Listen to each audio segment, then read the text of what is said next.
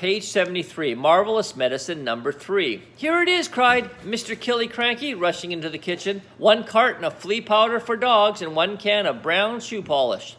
George poured the flea powder into the giant stewing pot. Then he scooped the shoe polish out of its can and added that as well. Stir it up, George, shouted Mr. Cranky. Give it another boil. We've got it this time. I'll bet we've got it.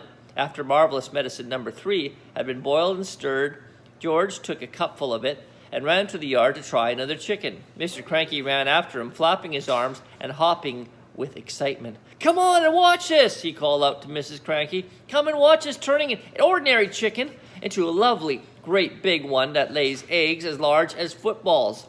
I hope you do better than last time, said Mrs. Cranky, following them out. Come on, chicken, said George, holding out a spoonful of the medicine number 3. Good chicken, chick, chick, chick, chick, chick. Have some of this lovely medicine. A magnificent black cockerel with a scarlet comb came stepping over. The cockerel looked at the spoon and went peck.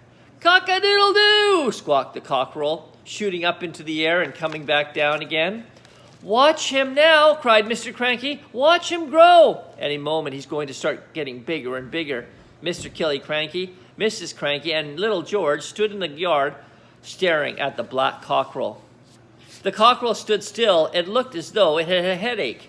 What's happening to its neck? Mrs. Cranky said. It's getting longer, George said. I'll say it's getting longer, Mrs. Cranky said.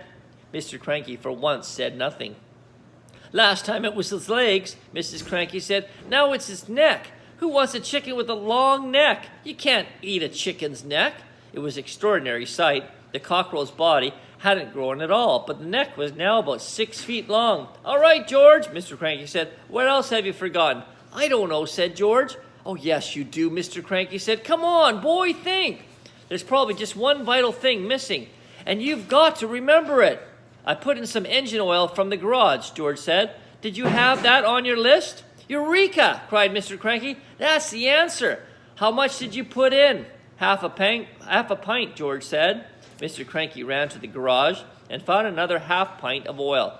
And some antifreeze, George called after him. I sloshed in a bit of antifreeze. And there's the chicken's neck.